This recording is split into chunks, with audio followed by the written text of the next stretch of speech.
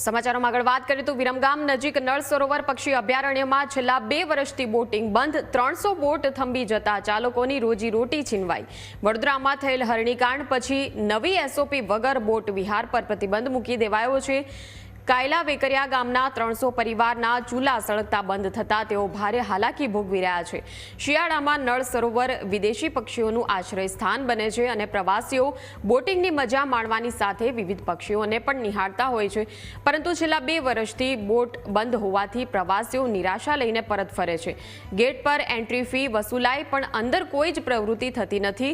300 boat ચાલકો માંગ કરી રહ્યા છે કે છેલ્લા 2 વર્ષથી બેરોજગાર છીએ, હવે સરકાર ક્યારે જાય? બોટ વિહાર શરૂ કરીને નળ સરોવરને ફરી જીવંત કરવા પ્રવાસીઓએ માંગ કરી છે। ચાર તો અહીંયા તમે ગાડીમાં એક વ્યક્તિ હોય કે 6 વ્યક્તિ હોય, ગાડી અંદર જશે એટલે સોમથી શુક્રવાર 400 રૂપિયા રહેશે અને શનિ રવિ હશે તો 500 રૂપિયા રહેશે। પત્રકારોને એન્ટ્રીમાં એવું છે કે આપણે જે પેલા ફરમા તૈયાર કરવાના હોય છે પ્રેસમાં આપવા માટે, એના માટે અત્યારે મંજૂરી નથી। અમારા ડીસીએફ સાહેબશ્રીની મંજૂરી લઈને આવવાનું થતું હોય છે।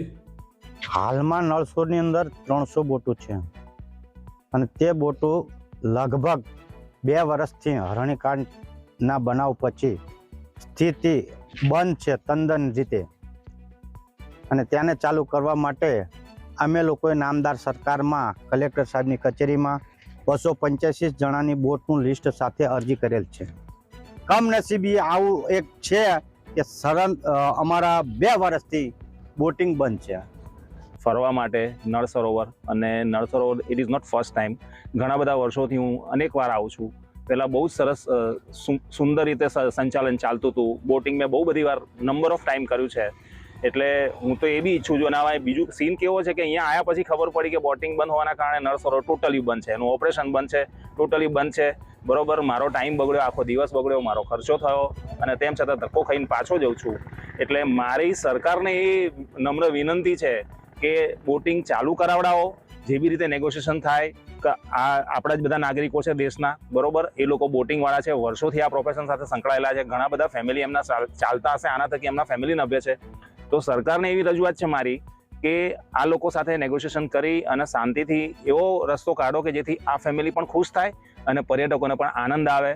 તો અત્યારે એમ આવ્યા તો અહીં કણે બોટ ને બધું બંધ છે અને અંદર જવાની ફીસ કંઈક 40-50 રૂપિયા અમને અત્યારે કીધી, અને અમે અત્યારે ત્યાંથી પાછા આવ્યા છીએ અને અત્યારે અમારો ખર્ચો થયો છે 300-400 રૂપિયા જેટલો। એમ વચમાં જમવા રોકાણા હતા, કલાક અમારે પહોંચતા અમદાવાદથી આવતા થઈ છે, આવી રીતે અમે અહીં કણે હેરાન થયા છીએ। વિરમગામ નજીક આવેલ નળ સરોવર દેશભરમાં પક્ષી અભયારણ્ય તરીકે ખૂબ જાણીતું છે, ત્યારે 2 વર્ષથી થયેલ વડોદરામાં થયેલ હરણીકાંડ પછી સરકાર દ્વારા નળ સરોવરમાં બોટ ચલાવવા પર પ્રતિબંધ મૂકવામાં આવ્યો છે। હાલ બોટ ચાલકમાં શ્રમિકો દ્વારા રોજીરોટી વગરના બની ગયા છે।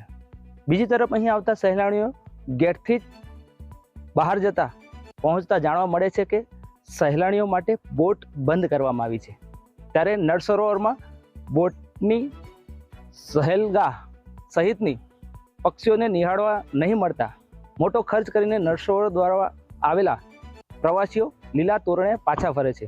બીજી તરફ અહીં ગેટથી 2 કિલોમીટર અંદર આવેલ જતા નળ સરોવર સાઈડ આવે છે, ત્યારે અહીં કોઈ પ્રવૃત્તિ હોવા ન છતાં એન્ટ્રી ફી વસૂલવામાં આવે છે। જ્યારે સરકાર દ્વારા સ્થાનિકોને રોજગારી સહિત પ્રવાસન સ્થળ ધમધમતું કરે તો ગુજરાતમાં પક્ષી પ્રેમીઓમાં પણ આનંદ જોવા મળે તેમ છે। ગોવિંદ પનારા, ન્યૂઝ કેપિટલ,